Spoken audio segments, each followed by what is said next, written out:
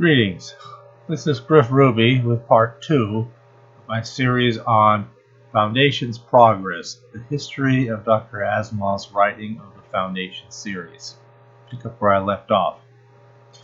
Another influence from those early days, perhaps about as far back as his fateful decision to become a writer of science fiction stories, is a writing style he learned from fellow writer Clifford Seemack, a style he at first did not understand or accept, but once he understood it, he could appreciate it and adopted it himself, a style which pervades the entire Foundation series and nearly all of his fiction writing. He writes of this in the early Asimov, pages 80-81. Two established science fiction writers wrote me personally in response to remarks I made concerning their stories.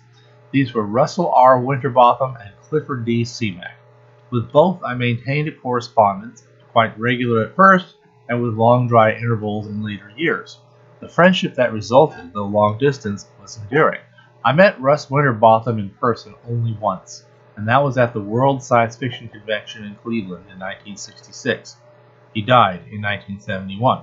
I have met Cliff Seemack 3 times, the most recent occasion being at the World Science Fiction Convention in Boston in 1971, where he was guest of honor.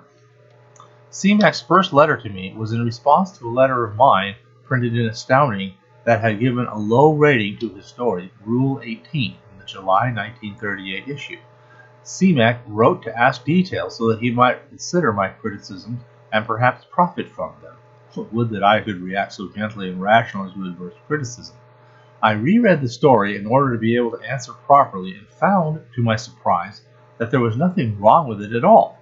What he had done was to write the story in separate scenes with no explicit transition passages in between. I wasn't used to that technique, so the story seemed choppy and incoherent. The second time around, I recognized what he was doing and realized that not only was the story not in the least incoherent, but it moved with a slick speed that would have been impossible if all the dull bread and butter transitions had been inserted. I wrote Seemack to explain and adopted the same device in my own stories. What's more, I attempted, as far as possible, to make use of something similar to Seemack's cool and unadorned style. I have sometimes heard science fiction writers speak of the influence upon their style of such high-prestige literary figures as Kafka, Proust, and Joyce. This may be pose or it may be reality, but for myself, I make no such claim. I learned how to write science fiction by the attentive reading of science fiction, and among the major influences on my style was Clifford Seemack. Yet another influence from his early stories was his interest in a uniquely human-only galaxy. Though alien life forms receive occasional mention as the native flora and fauna of various planets and had featured in many of his earliest stories, in his surviving future historicals, other than the conquering Lacino seen in Blackfriar of the Flame, they are never intelligent in the human sense or greater. This arose as a result of a significant difference of attitudes between Asimov and his most important and favorite editor, John Campbell. Campbell obviously took it for granted that humans, and principally Nordic white Western Europeans, were, and must always be in the stories, a superior race. Other alien species may have more ancient cultures and more advanced technology as a result of being far more ancient. But watch out for those Earthers. They may be behind, but they are advancing at an incomparable rate and are certain to take over soon. This problem came to a head in connection with the second story he sold to Astounding, Homo Soul. In pages 202 to 204 of the early Asimov, he writes, quote, Homo Soul has a plot of a sort that particularly appealed to Campbell. Although the human beings in the story are far behind the other intelligences of the galaxy, it is clear that there is something special about them, that they have an unusual ability to move ahead very quickly, and that everyone else had better watch out for them. Campbell liked stories in which human beings proved themselves superior to other intelligences, even when those others were further advanced technologically. It pleased him to have human beings shown to possess a unique spirit of daring or of a sense of humor or a ruthless ability to kill when necessary that always brought them victory over other intelligences, even against odds. I sometimes got the uncomfortable notion, however, that this attitude reflected Campbell's feelings on the smaller Earth scale. He seemed to me to accept the natural superiority of Americans over non-Americans, and he seemed automatically to assume the picture of an American as one who was of Northwest European origin. I cannot say that Campbell was racist in any evil sense of the term. I cannot recall any act of his that could be construed as unkind, and certainly he never, not once, made me feel uncomfortable over the fact that I was Jewish. Nevertheless, he did seem to take for granted, somehow, the stereotype of the Nordic white as the true representative of man the explorer, man the darer, man the victor. I argued with him strenuously on the subject, or as violently as I dared, and in years to come, our relationship was to be as nearly strained as it could be, considering our mutual affection and all that I owed him over the civil rights issue. I was on the liberal side of the issue, he on the conservative, and our minds never met on that subject. All of this had important bearing on my science fiction work. I did not like Campbell's attitude concerning humanity vis-a-vis other intelligences, and it took 2 revisions of Homo Soul before Campbell could move me close enough to what he wanted. Even then, he inserted several paragraphs here and there, without consulting me, in the final version. I tried to avoid such a situation in the future. One way out was to depart from the traditions of those writers who wove plots against the gigantic web of entire galaxies containing many intelligences, notably those of E. E. Smith and of Campbell himself. Instead, I began to think of stories involving a galaxy populated by human intelligences only. This came to fruit soon enough in the Foundation series. Undoubtedly, the Smith-Campbell view makes more sense. It is almost certain that among the hundreds of billions of worlds in a large galaxy, there ought to be hundreds or even thousands of different intelligent species.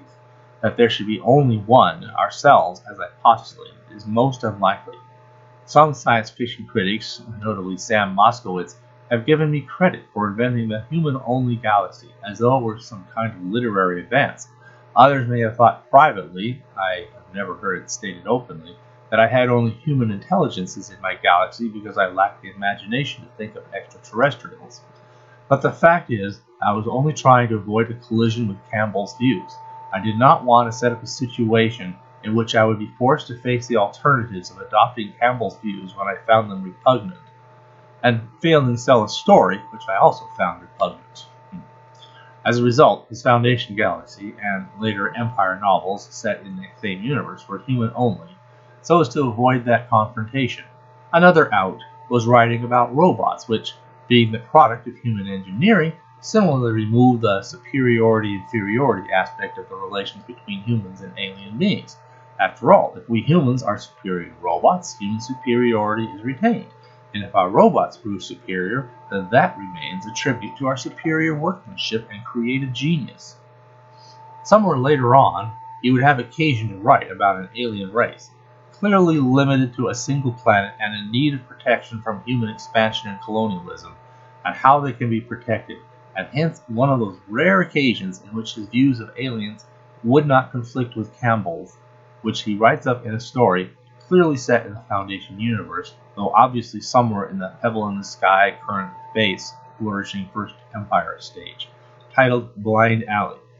Discussing this story in his autobiography, In Memory at Green, pages 404 and 405, he writes, "When I handed in Dead Hand, I suggested to Campbell that I do a short study I planned to call Blind Alley, in which I made use of my Navy Yard experience. The story was to involve red tape, and part of it was to be told in the form of letters between bureaucrats in the Navy style, with the thesis being that it protected against stupidity, but could not protect against ingenuity, if there was enough of that. Campbell laughed and agreed, and on September 2 I began it. It was set in the Foundation universe at the height of the Galactic Empire, before the fall of that empire and the beginning of the Foundation. I did that because it was easier to do so than to make up a completely new background. It was the one story written in the Foundation universe, whether part of the Foundation series or not, in which there were extraterrestrial intelligences. In all of the other stories, a purely human galaxy is described, with no other intelligent beings present, and with no unusual or monstrous animals either. The device of an all-human galaxy had apparently never been used before. Stories of interstellar travel prior to the Foundation notably those of E. E. Smith and by Campbell himself, had always presupposed numerous intelligences and had used these intelligences as devices wherewith to drive the plot. The multi-intelligence galaxy is, to my way of thinking, more probable than the all-human one. However, I was concentrating on political and social forces in the Foundation series, and I would have complicated these unbearably if I had introduced other intelligences. Even more important, it was my fixed intention not to allow Campbell to foist upon me his notions of the superiority and inferiority of races, and the surest way of doing that was to have an all-human galaxy. In Blind Alley, the plot, as it worked itself out in my head, was to have a clever bureaucrat use Navy style to help save an extraterrestrial intelligence that would otherwise be destroyed. I knew that Campbell would interpret this as a superior humanity helping an inferior race, and he would have no objection to it, and as long as he didn't interfere to introduce a heavy-handed indication of this interpretation, I would be satisfied. I mailed the story to him on October 10, and a check for $148.75 was in my hands on October 20. Finally, there was the desirability to have a series. He had already come to have a successful series of short stories in his Robot series, though at that time he had no thought of integrating the Robot series narrative to his Galactic Empire and Foundation narrative. That would only come much later, but the respective Robot and Foundation narratives nevertheless shared the basic status of being a series, itself a desirable state, as he states in the early Asimov, pages 42 to 43. There was a practical value to writing a series. For one thing, you had a definite background that was carried on from story to story, so that half your work was done for you. Secondly, if the series became popular, it would be difficult to reject new stories that fit into it. To a struggling young writer, ever sitting on pins and needles, awaiting the word of whether a work would be accepted or rejected, with rejection a reasonably likely and far more frequently seen outcome, the desirability for something of a steady writing job that a series would bring cannot be denied. He once had thoughts of making a series based on his characters Turner and Sneed, but nothing came of that, no additional surviving stories anyway, and again of the Ananias Club of Super Neutron. And he had been inveigled into writing a sequel to his half-breed story, The Even More Miserable Half-Breeds on Venus, by his friend Fred Pohl. The Not Final and Victory Unintentional Pair, and also his Home with Soul, The Imaginary, and the Hazing trilogy, had each rather informally constituted something of a series, but thus far only the Robots had started to take shape as a successful series. By the way, in The Hazing, he even has one of his characters say, "In groups, these Earthmen riot, panic, go crazy. The more there are, the worse it is. So help me, we even invented a new mathematical notation to handle the problem," a clear hint of the psychohistory yet to come. And then, with all of this background behind him, came that fateful day that changed everything. We begin that part 3. Thank you very much.